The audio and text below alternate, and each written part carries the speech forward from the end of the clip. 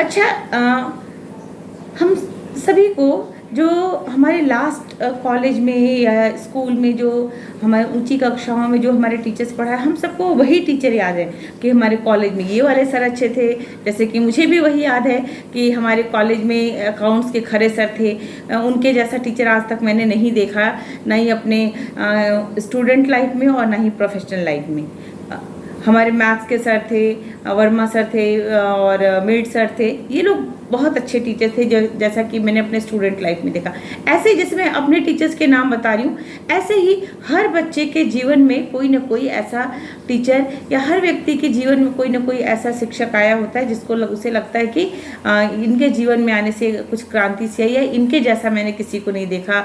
इनका त्याग, इनका समर्पण या इनका बच्चों के लिए जो ये डिवोटेड होकर जितना बच्चों के लिए हार्ड वर्क करते हैं कि हमारे स्टूडेंट्स का नंबर अच्छा आना चाहिए, हमारे स्टूडेंट्स टॉप करने चाहिए, वो चीज़ तो हर व्यक्ति के जीवन में कोई ना कोई ऐसा टीचर रहता है। तो अभी मैं आपको कुछ ऐसे लोगों से मिलवाऊंगी जो कि अपने खास टीचर्स के बारे में बताएंगे कि उनके जीवन में कौन से लोग आए और उनके आने से उनके जीवन में क्या परिवर्तन हुआ। कुछ लोगों के विचार इससे अवगत कराऊंगी और आप समझिए कि कुछ लोगों के नहीं बल्कि हर एक इंसान, जैसा आप सुनेंगे। जैसे मैंने बताया कि मेरे इंटर कॉलेज में मैथ्स के जो सर थे और फिजिक्स के सर थे, उनके जैसा वर्मा सर और मेड सर, उनके जैसा मैंने आज तक टीचर नहीं देखा।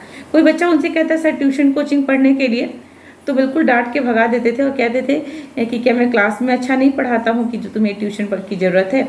सेम मैंने भी अपने प्रोफेशन में, मैं भी जब स्कूल में इंटर कॉलेज में पढ़ाती थी तो मैंने भी अपने स्टूडेंट्स के साथ यही किया जो मैंने अपने इंटर कॉलेज में सीखा था अपने प्रोफेसर से।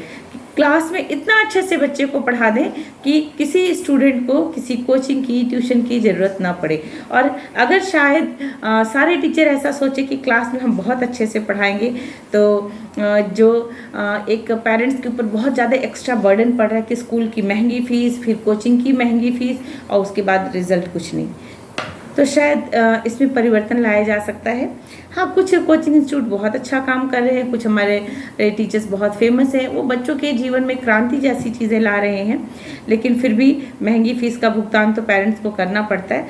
तो कोशिश यही होनी चाहिए हम टीचर्स को कि कम से कम हम टीचर्स तो अपने काम को पूरी निष्ठा और ईमानदारी से करें। चाहे आप छोटे स्कूल में पढ़ाते हो, केजी के बच्चे को पढ़ाते हो, या फिर आप इंटर कॉलेज, डिग्री कॉलेज में या मेडिकल बीटेक के बच्चों को पढ़ाते हो, अपना काम ईमानदारी से करिए। जब हम लोग अपना काम ईमानदारी से करते हैं ना, फिर किसी से कुछ कहने की ज़रूरत नहीं होती है। फिर तो आप जहाँ भी रहेंगे, जिस जगह भी रहेंगे, आपकी ख्याति, प्रसिद्धि अपने आप बढ़ जाएगी। और मानती हूँ कि आज के समय में बहुत जगह शिक्षकों का जितना शोषण हो रहा है, वो कहते हैं ना कि सबसे ज़्यादा एजुकेटेड और सबसे सस्ते मजदूर भी टीचर ही हैं।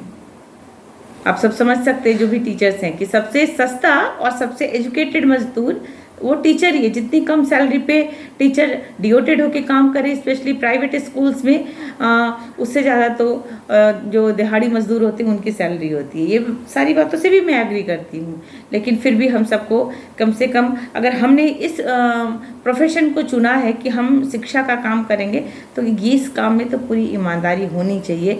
और यही सब सारे अपने टीचर से भी रिक्वेस्ट करती हूँ, जो चाहे वो मेरे साथ अभी काम कर रहे हैं या मेरे अंडर में काम कर रहे हैं, सबसे कि कम से कम अपना काम आप पूरी ईमानदारी से करिए।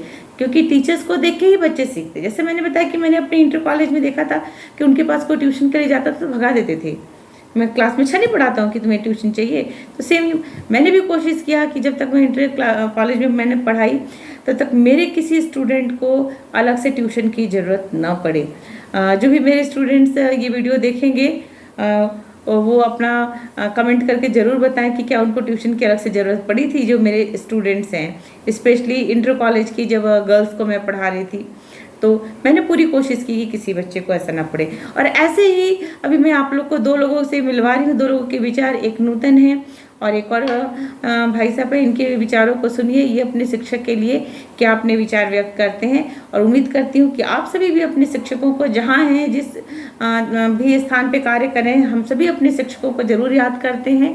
हाँ, ये हो सकता है कि उनके साथ मिलने ना जा पाएँ, लेकिन अगर आपका एक जब मैसेज आता है ना, happy teachers day sir, happy teachers day ma'am, तो सच मानिए आपके जो टीचर्स होते हैं उनको बहुत खुशी होती है। मेरे बहुत जो कुछ पुराने स्टूडेंट हैं, आज से 10 साल पहले, 5 साल पहले जो पास आउट होके जा चुके हैं, जब उनका मैसेज आता है कि हैप्पी टीचर्स डे मैम, कैसी हैं मैम, तो लगता है कि मैं दुनिया की सबसे रिचेस्ट पर्सन हूँ, कि मुझे कुछ ही सही लेकिन मुझे प्यार करने वाले इतने मेरे स्टूडेंट हैं। और हर टीचर ऐसा महसूस करता है। तो सुनिए इन लोगों के विचार, ये लोग क्या कहना चाहते हैं।